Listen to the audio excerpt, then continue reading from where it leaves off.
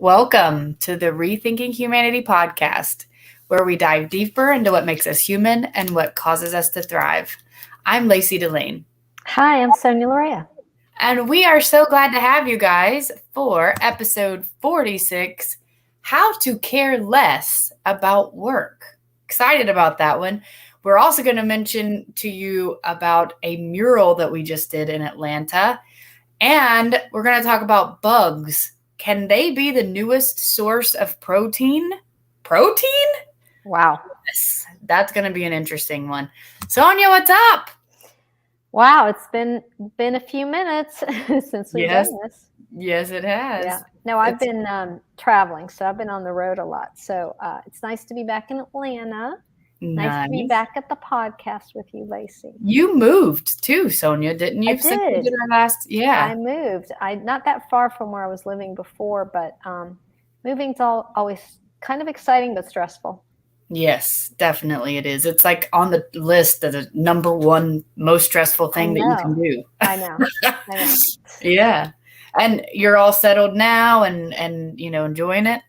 Yeah, it's I give myself time, because I think when you do transitions, there's always like hanging things that you got to do, like whether it's, I don't know, unpack a box, decorate, but I'm like, whatever. It's just one day at a time. One day at a time. That's a great way to do it. I got to keep with the Rethinking Humanity theme. And just yes. Yes. Yeah. That's what, we don't just talk about this stuff. We do our best to live it. Well, live it. Exactly. But what about you, Lacey? What's new in your world? Wow. It has been a minute. I mean, I was looking at our notes for this episode, and it was February when we were going to do this episode. So, yeah, I've been good. I've been making some future plans that I will likely share more with everybody about in the upcoming episodes. So I've been working on a little bit of that. And then I actually started dating someone who I've been friends with for like 4 or 5 years. And it just really came out of nowhere. But we had a conversation in which I realized we have very similar values, like, the kind of values we have, Sonya, the stuff that we talk about on here. Yeah. He's like right alongside, with where we are, on this podcast. And so I was like, maybe we need to let's just date, see if it works. And it's been amazing. So it's been since December. Yay. And so yeah, I mean, that's been a really awesome experience for me. Someone who's truly like adores me, respects me for who I am, and vice versa, me for him. And so, yeah, it's been a wonderful experience, and I'm growing a lot. And as many of you may know, obviously a new relationship takes time, and I think it's certainly something that's worth the investment of the time. But yeah, it's just definitely, and then I've been playing soccer and I've been in the gym, and, life has gotten kind of full. The schedule's gotten full again compared to when we started this podcast. During the pandemic. Yeah, exactly. So, but that's yes, it's exciting. It's super exciting. It's been very different to date somebody that we've been friends and playing soccer together for years. So, that's been different, but wonderful. And I highly recommend dating a friend. That might sound crazy. Good advice. It's I've heard it said, like, marry your best friend. I've heard that said your whole life. Now, whether I'm going to get married or not is another issue. Like, yeah, you know me. I'm not a marriage girl, but the idea is to be with someone who is your best friend. And I get it now. Like, I've been genuine. I've been my genuine self with him for all these years. What am I going to do? Not be my genuine self? It feels really good to be in a dating relationship and dating someone and not feeling like I have to try to be somebody. I realized how much I try to be somebody else in dating by dating a friend. Authentic, right? Yes. So, yes, that's what's been going on in my world, and so I'm thankful. I mean, it's unexpected, but I receive what is coming my way that's positive, and I'm thankful for it. Happy for you. Thank you. Thank you. Awesome. Well, another thing that has happened since we spoke to you guys last was we had our 3-year anniversary for the podcast. Yeah. Mm-hmm. That's awesome. That's crazy, isn't it? And maybe you could, well, for people, I guess, in Atlanta, you could tell them where the mural is. Yeah. So we also did a mural. This is something we had been thinking about doing for a long time. But for whatever reason, waited until we did. And gosh, do you remember what month it was that we did the mural? You were traveling. I think it was like a month ago, right?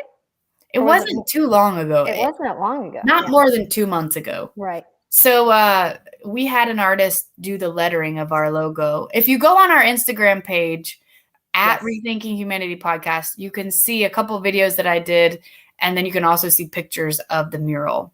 If you're familiar with Atlanta, if you're in the Atlanta area, the mural is outside of the Krog Tunnel, close to the Beltline, the East Side Beltline. And we just were, Sonya, actually, you picked out the spot. It's good. I love it. Love it. It's a great spot right outside of the tunnel. The Krog Tunnel is really cool because it's just full of a bunch of graffiti, and Atlanta is a very street arty kind of place. So yeah. And by the way, follow us on www.rethinkinghumanity.us. Yes. On Instagram, on YouTube. Yes. Check us out on all those places. And if you're watching live now, say hello in the chat and thank you for being here. So definitely. Yeah, that's one thing that's happened. We had our 3-year anniversary. We got a mural up. We both have had lots of stuff going on. And one other thing that we wanted to mention is that those of you who listen on Apple Podcasts, we wanted to let you know, I don't know if you guys have noticed, but we were not able for some reason to get episode 34, which is let's see, what is it called again? Challenges of American Motherhood. That did not drop down to Apple Podcasts for some reason. But we've been in touch with them, and it looks like in the next 24 hours it will be there. And I was shocked at how few listens it got. Because great episode. Oh my gosh, we were so excited about this episode. And so when we were like 15 listens, what in the world? Like, what's going on? So take a listen to that. If you haven't heard it, even if you listen on Spotify or whatever, check that out because it's awesome. It's a video where they talk about Fromm's idea of the Oedipus complex, some psychology. It's very, very interesting. And I think many of us can relate to it, whether we have kids or not, whether we're moms or not. I think it's an important conversation to have and to hear. Yeah, check it out. Yeah, for sure. Cool. Well, we have a couple things that we want to talk to you about today. And actually, one of them is something that we saw a while back.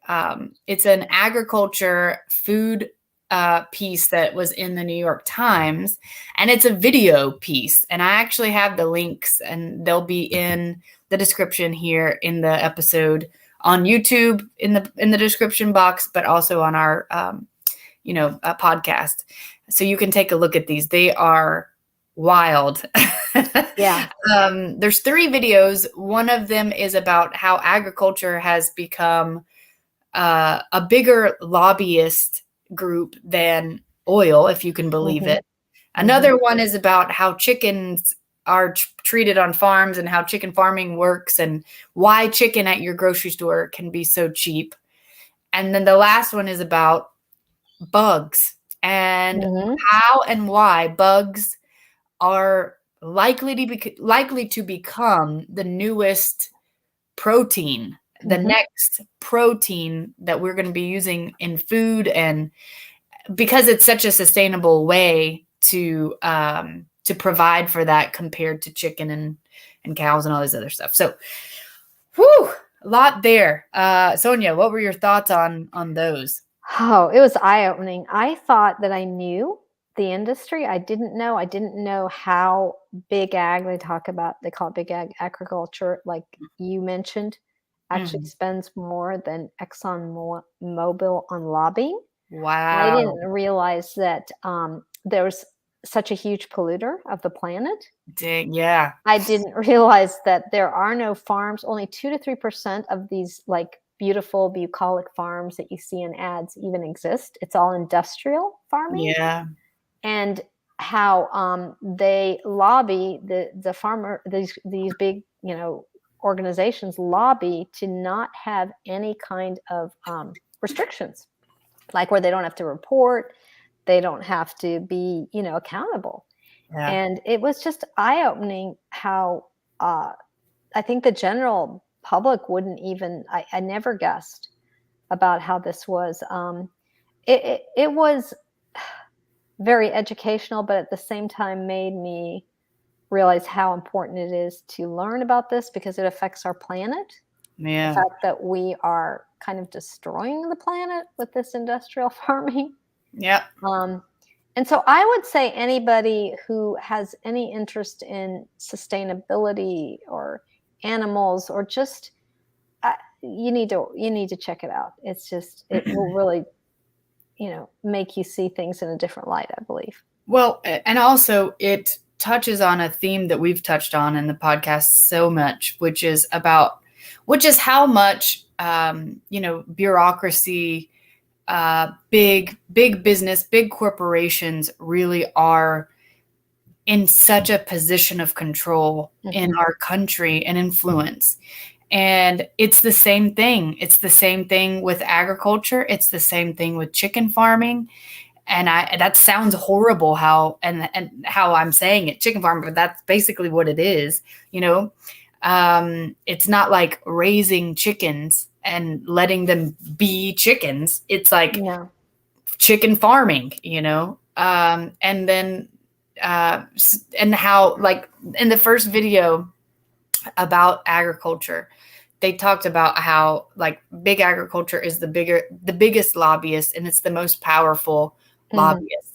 And also about how the way that we farm on these massive scales, meaning like we don't have the, farmer Joe down the street with a small farm where he, does corn and blah, blah, blah.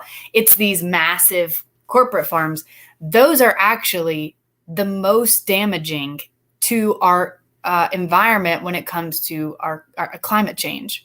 The tilling of the soil, how they do it, the fact that the soil doesn't rest, those types of things, that was mind-boggling to me. Yeah, and the part that you could mention where the farmers, the people that are actually working there they're stuck. They have loans. They can't get out of that cycle of the way they have to produce these chickens. Yes. Which is inhumane, actually. It destroys the planet. It's inhumane. Yep. And it's just this never-ending cycle. Yeah.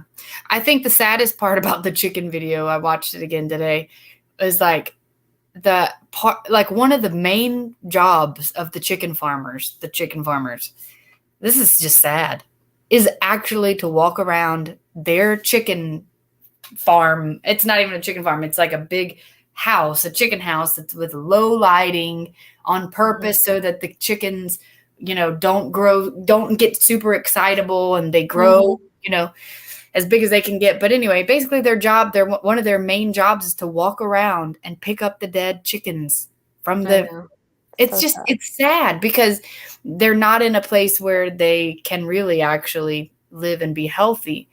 And I don't know. It's really sad. It's sad. And for listeners, I know you're a vegan, Lacey. I do eat, meat and chicken and all that.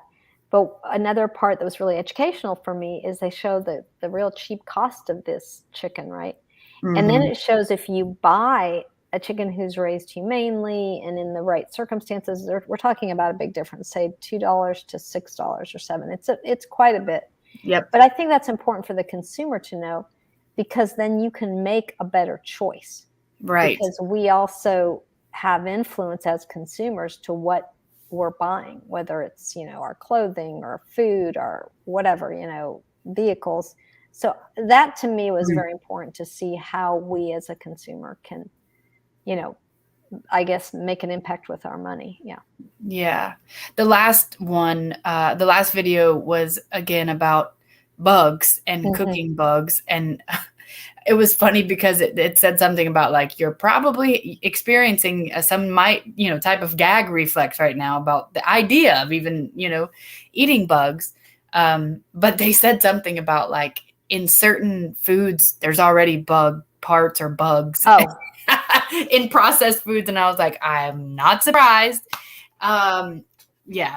Well, so I knew this years ago. I heard that fact, which I remember thinking, oh my gosh, that's awful. But watching that video actually made me realize, not that it would be easy for me, but insects are probably a better protein and very healthy. And this is how you can feed the world. Exactly. So you could eliminate hunger if you're able to, to feed you people insects, Yeah, well, it's sustainable, super sustainable. Yeah. Absolutely. And well, I mean, I can't help but plug again Civilized to Death here and Christopher Ryan, and how much that sounds like how we lived before the onset of agriculture and before we did farming and selling food. And we lived as hunter-gatherers, and we ate berries and nuts and hunted occasionally, and we probably ate insects.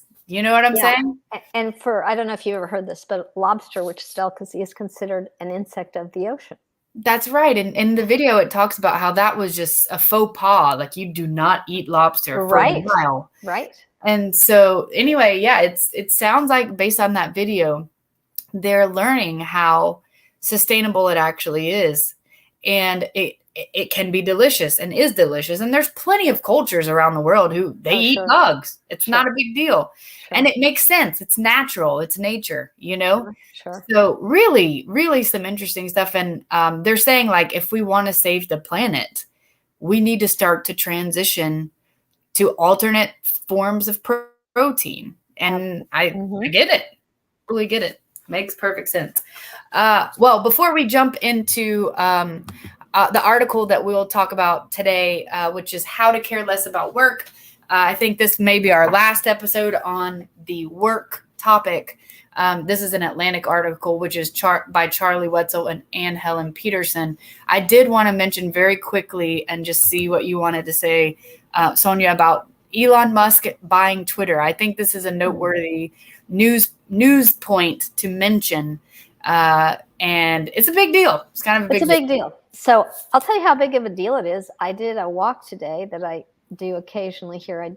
We both like to work out and stuff. And I listened to a podcast all about Elon Musk, buying Twitter, which by the way, it's not 100% yet, but it's getting there. Okay. So it's one fact if people don't know, but I'm sure if you're looking at the news, you see that may happen. I think my takeaway from that you and I discussed earlier is the idea of the richest man on the planet owning this platform. And it reminds me of oligarchs. And I don't know for democracy and for the world if that's a good way to go, because I don't like the idea of a few people having that amount of power. That's really, for me, how I see it. Yeah. I mean, that amount of money equals that amount of power. That's just what it boils down to. And that is scary. And I mentioned this to you earlier, Sonya, but I think that's part of the reason why, again, in these hunter-gatherer societies, that was a no-no. Anybody getting to a place where they were in a powerful position or thought that they were better than everybody else or didn't share, that was handled very succinctly and very seriously, because I think they realized how much harm would come if one person came to a place where they had this much power. Mm-hmm. Think about what that means. This one man has this much money to buy something that is alarming. That is something that we need to pay attention to. And I don't know how to think that it's not a clear picture that this is like an oligarchy. Like, there's what's the argument that the US is not an oligarchy after something like that? Right. Well, one of the things they discussed is, not everybody's on Twitter. So they're saying if you don't want to listen to it, you don't have to. But I think the other point brought up is the free speech, because you have one person who's Elon Musk determining what is going to be allowed on that platform. And free speech, even though we all have maybe an idea what it is, that can be different from one person to the other. So the person in power has they can determine, discern, well, I'm going to let this person talk. I'm going to let that person talk. I'm not going to let this person talk. So that's a problem. Yep. Because it's one individual that's determining that's screening, I guess, who's going to have that platform. And I think we've seen the damage that it can do. There's been racism, homophobia, misogyny, and that's hard to keep in check, I would say, especially if this is not a public forum. If this is, a privately owned forum that you've got one guy that's making the decision who can be on Twitter or not. That's just my thoughts. Yeah. And it reminds me too of that Jaron Lanier book that we've mentioned, 10 Reasons to Delete Your Social Media Accounts Immediately. Just how polarizing social media is and can be. I don't know if I would want that responsibility, to be honest with you. No. And the other part I would say even is the misinformation. You could have people disseminating misinformation. And then where's the check on that? A point that was brought up about Twitter that I didn't realize is that all around the world, like say you're in India, you wake up in the morning, you're a journalist, the first thing you do is check Twitter, see what the news of the day is. So Twitter's kind of defining like, wow, this is what's going on in the world. And maybe it is an important thing and maybe it's not, but everybody's got their eyes on it, or I shouldn't say everybody, but the journalists have their eyes on it. Yeah, well, it's certainly becoming more and more a platform that people go to find news, more so than Facebook and Instagram, especially political. It's a very political platform, I would say. Yes. And so, that's a big deal. That's a big deal to have someone kind of in control of what goes out of that, Oh boy, what a world. What a world we're living in. So anyways, well, I'm glad we got to mention about that, because that is the news of the day. Definitely big news. Very last thing, I forgot about this. Sonya told me about this book. Sonya, you've told me about so many books over the years that we've been friends, and I'm so glad. And this one is not any different. It's called Work Won't Love You Back. We have reached out to Sarah. We would love to have her on, but I think she's just got a lot of people wanting her on because this is an amazing book. I highly recommend it. I'm not going to say anything else other than it is a big book, but if you get it from the library like I did and you're like, I don't know if I'm willing to take this on, I say read the conclusion. It's called What is Love? And see if you don't see some similarities between what she writes and what Fromm says and what we talk about. I was blown away. Awesome. Good stuff. All right, let's get to it. How to care less about work. Sonya, what are your first thoughts? So good. Yeah. This article, I know that we've had a few episodes where we talk about work and what's the meaning of work and how work's changing. This kind of takes a different approach and looks at, I think we can both agree that our culture, work typically is what we use to identify ourselves. And we really relate to, we've sort of grown up in the culture that tells us, we are what our profession is.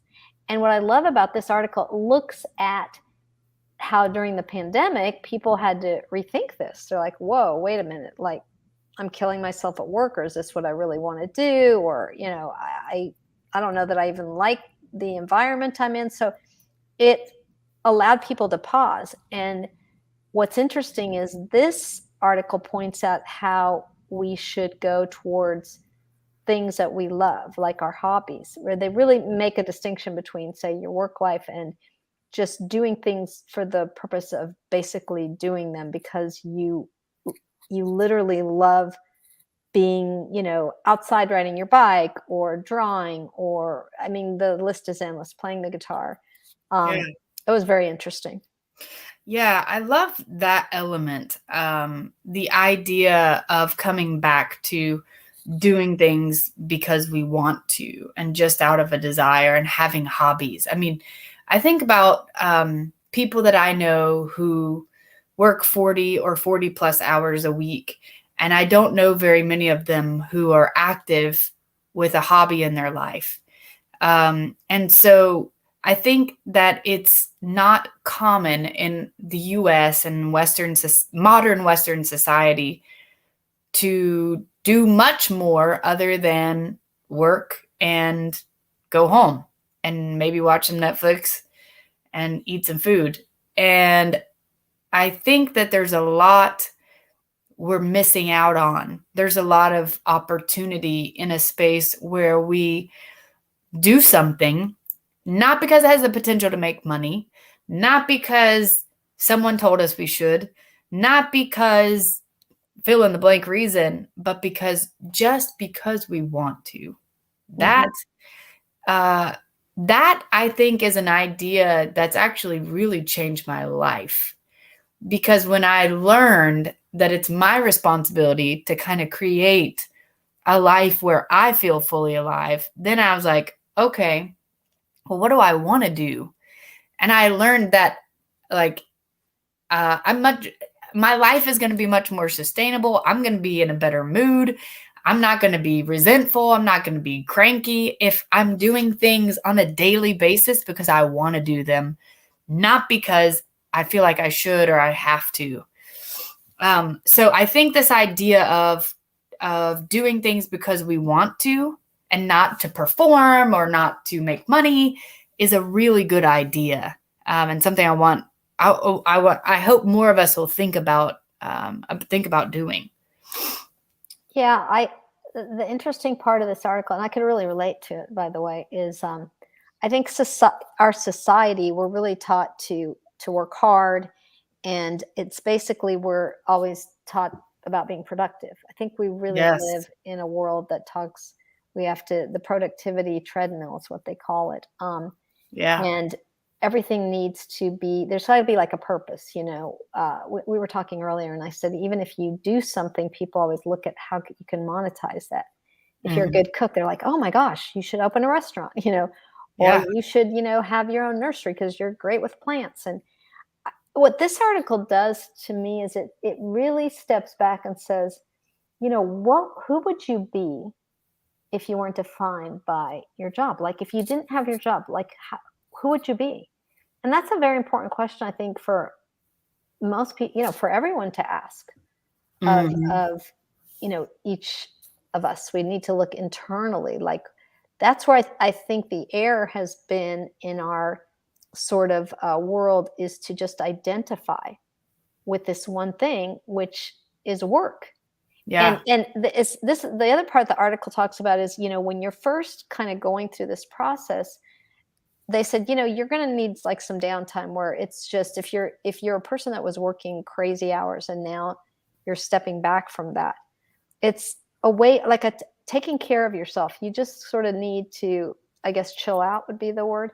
And then you go to ask those questions of yourself. That's a great point. And I think it's like daydreaming, like where you're just making journaling or you're thinking, like, what are the things that bring you happiness and joy? And it could be many things. I don't want to sit there and tell you what that's going to be, but I think what the other part that you brought up, Lacey, that was really important, it says, when you find that and you do that, you become a better human being, a better partner, a better person in your community. Yes. And they gave an example. I'll just give one real quick, where the author talks, I don't know about if it's the wife or someone, a friend, that decides they want to try to take up skiing again, but they bring up all the excuses why they can't, their age, they're going to get hurt, the this, the that, they're not good enough, because they loved actually doing that. It was a joyous thing. And when they finally go and do it, the individual goes and does it, that just the happiness and joy that comes from that. But I could see where a person could put up all the barriers, like, oh, I'm not really good at this, I want to learn the guitar, I wanted to go do whatever, just fill in the blank. I Yeah. could see easily how one could put up a lot of barriers. Especially because we live in a society that kind of gives us this message like, if you can't do it perfectly, then you just don't need to do it. They talk about this in the article a little bit too, and I'm not sure exactly the words that they use, but it's it discourages us from doing things that we don't think we can do well or perfect or good or even halfway good, and the reality is that the joy and the pleasure is in the doing of it and the process of learning and growing through it. And that might sound like super cheesy and tra-la-la and blah blah blah and what are you talking about, Lacey? It's really the journey, right? That's a cliche, but it's really when you can look back and go, wow, last week I could only play one chord on the guitar, and this week I can play 2 chords. That's awesome. Or who cares if you make that progress? Maybe you play that chord and you're still playing that chord, but you're enjoying it. That's the point. You know what I'm saying? That's the point. And it was the approach that I took to the gym recently when it was at the end of last year, getting back into the gym after so much sickness and so much lockdown and all that stuff. I was like, you know what? I'm just going to go move my body every day and enjoy myself. Because if I don't enjoy it, I'm not going to keep doing it. And it was like, it wasn't like I'm not keeping up with that person in class, or the trainer told me to lift 18 pounds and I'm only lifting 10 pounds. And it was like, no, I'm lifting 10. That's 10 more pounds than I would have done if I would have stayed home. So I think finding joy in just the doing of something that we like and we enjoy,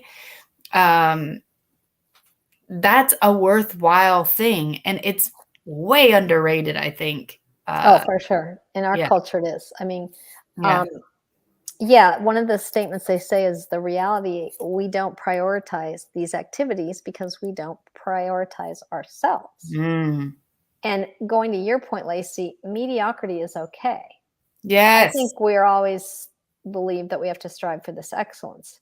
It'd be the best. We have to win. We have to be the best. Yes. Yeah. And one of the things they talk about is resist the urge to master something, resist the capitalist urge to commodify. Everything is like, being optimizing it. And I just love the fact that, like you said, it's just about the journey and just enjoying the activity. Yes. And allowing yourself to do that. Because I think there's always that mindset of we have to be productive. I think that's even ingrained in us as children. I think about me, and I mentioned this on the podcast, but during the lockdown, I attempted to paint, and I don't call myself an artist or think I'm good at painting, but I knew it was just something that was an outlet and could be fun and enjoyable. And I found myself as I was painting thinking, wow, this isn't worthwhile. Like, that doesn't look good. It's not a product. It didn't turn out a certain way. And the same thing with kids. Like, when we give them, a project to do, we cut and paste or, make a dinosaur out of the paper. It has to look like the dinosaur that's the model, instead of letting the kid cut the paper and make the dinosaur look however it looks. You see, it's about a product at the end. Sure. We're so conditioned to do things for an outcome instead of for the actual just doing of them. Right. Because that's where actually all the learning and experiencing takes place. That's where the growth happens. That's where the joy is, Yeah. I'll have to comment here. When we did the mural, well, you were here to do it. I wasn't. And the woman that we got was able to help us said, I guess we needed to paint before that, which you did, Lacey. And remember, we were talking about, well, how are we going to do this? What colors? And she said to you, which I thought was really profound, is everyone's an artist. I thought that was so Exactly. good.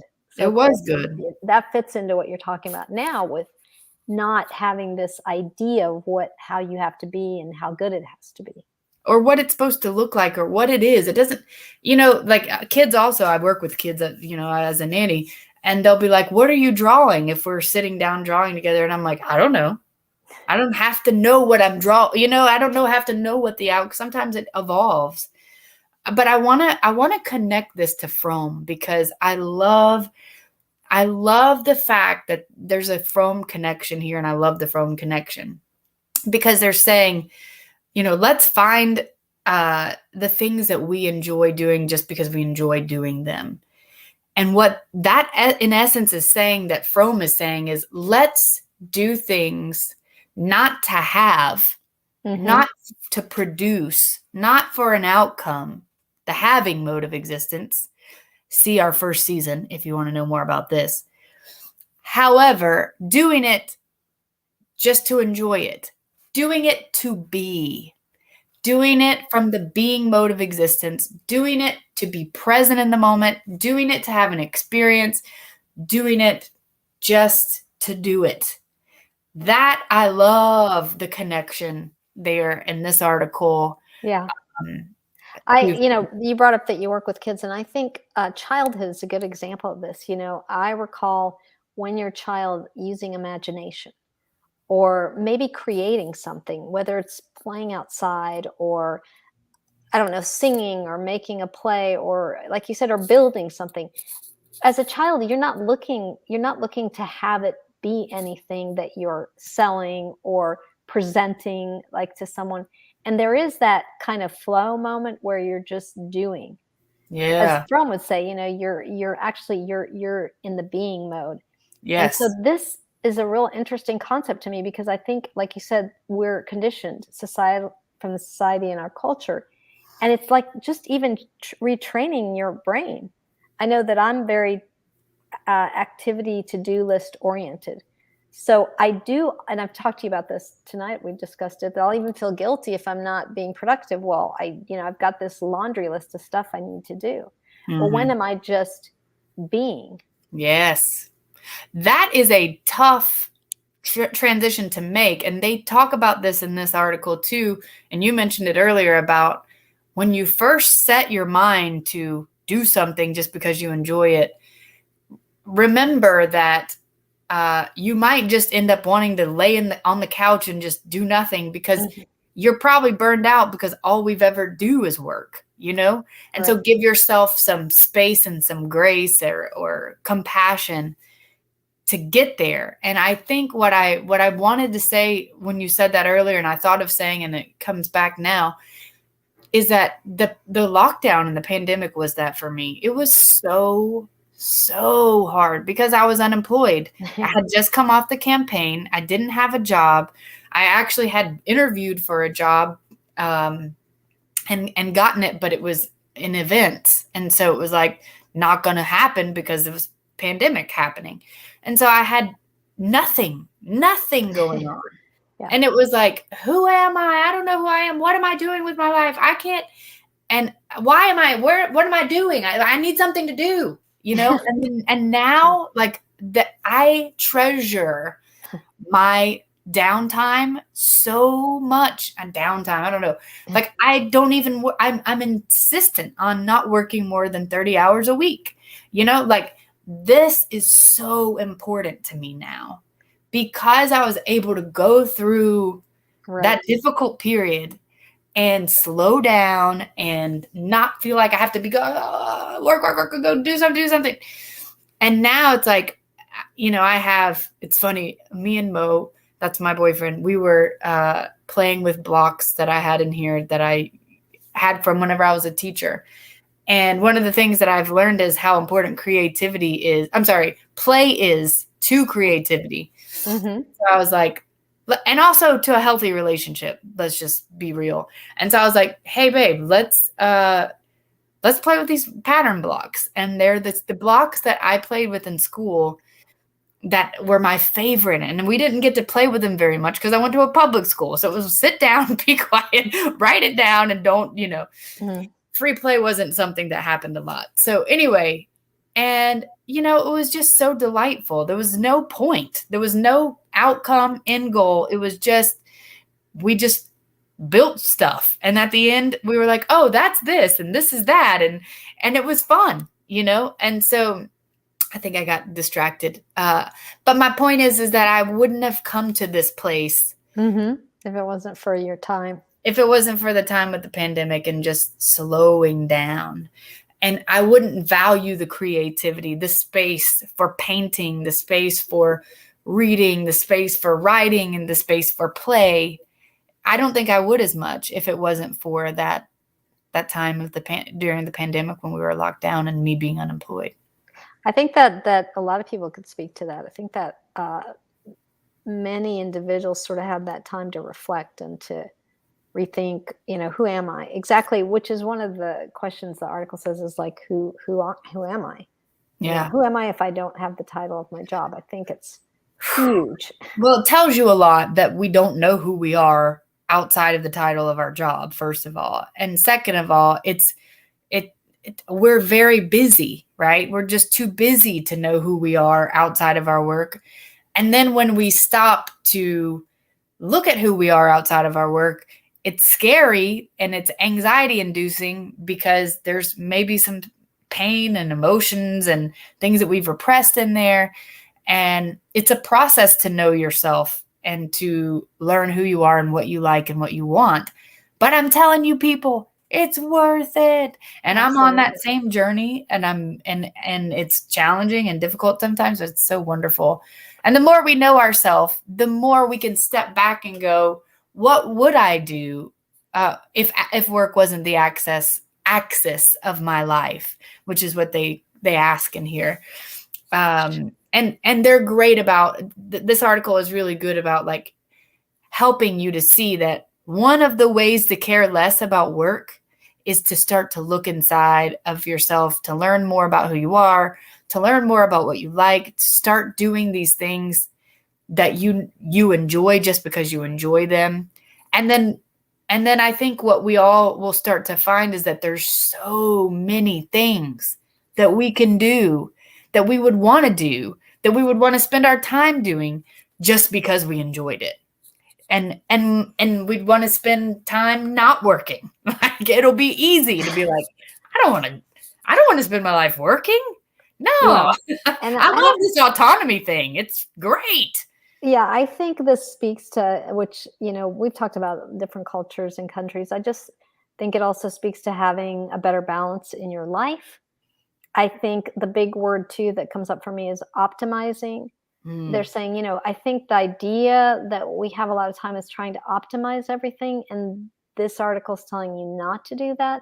And I think we don't always see what the long-term, positive outcome is of this. As I said earlier, you're a happier human being. You're a better person for going beyond this title of what you do as a job, which is not define your, as a human being. I mean, there's much more to us than that. And it's just very limiting to me to think that there's a title, of I'm X or I'm Y. Yes, it's very inaccurate. We're human beings. We're way too intricate to be described by one label. One label. I'm not a nanny. That's not all I am. I'm a thinker. I'm a painter. I'm a writer. I'm a podcaster. You know what I'm saying? Like and that's not even going deeper into like our feelings and our emotions and our dreams, and we're way too multifaceted for a label. That's for sure. Yeah, and I think the idea of feeling joy and being in the moment and just doing something just for the sheer pleasure of it is a concept that really, as we grow up, I think we lose that, and we're taught that that's not, again, productive. That's not optimal. It's not what we should be doing, and it's damaging. I think in the long run, it's very damaging. Well, and I agree. And I think that one of the things that I'm learning that's true is actually it's quite the opposite. The more you enjoy what you're doing, the more productive, not in the traditional capitalistic sense of the word, but in the real sense of the word, in the Fromian sense of the word, the more productive you really are. If you enjoy what you're doing day to day, it's way easier to be kind to other people, to share with other people, to share your joy with other people, to, help other people. I agree. So yeah, that's, to me, it's a misnomer, but I do feel like, I read children's books pretty much daily to the kids that I nanny for, and I notice how much, propaganda, it really is, but just how much the books propagate the ideas that we are conditioned with and grow up with. For example, the importance of working hard, how the mom and the wife is the one who cooks the meals, and you know what I'm saying? Like the gender roles, and if you work hard, great things will happen for you, and go to school every day and work and do great at school. And I'm not saying that, I'm not saying rebel against school. I'm just saying there's some reforms that need to take place in education. Right. For sure. So yes. When you talk about that, it makes me think of recess and free time. So without getting too much in the whole education scene, I know that a lot of schools want to get rid of that, or that, we're eliminating that. And you think about the idea of that. Wow. If you take that to an adult, what we need is recess. We need that downtime. We need play. We need uninterrupted, just whatever, sitting outside in the sun, or, sitting on the swing, and as a metaphor, of course, but that's something that we've lost. And going back to what you're saying, to be the best human being, that should be part of our lives. Yeah, it's vital. It's vital, but the way our society is organized, well, it's not, because it doesn't have a financial output value. There's no way to calculate, Lacey spent an hour in nature looking at mountains and green leaves and beautiful rivers, so that equals $3,000 worth of productivity. That doesn't happen. Right. It equals a better quality of life and relationships, but that isn't valuable in a capitalistic society. Yeah. One of the lines to what you're saying, hobbies help cultivate essential parts of us that have been suffocated by productivity obsessions. Wow. Exactly what you're saying. So you have to excavate what you like. You have to go deep and find out what you like. And make the space. Have that. Yeah. Yeah. Make the space and time for it. We just highly encourage you to do those things, to draw the boundary lines in your life. Even if you're a mom or a dad or a parent or a caretaker, it's worth it. You're going to be better for those that you take care of by being good to yourself. It's almost kind of like self-care, but not completely. But anyways, definitely recommend this article, How to Care Less About Work in the Atlantic. We'll link it in the description. So good to be back, Sonya. I know. I really enjoyed this. Yay! Yeah. All right. Well, we hope to be seeing you guys soon when we do our next episode of the Rethinking Humanity podcast. Thanks, guys. Bye. Bye.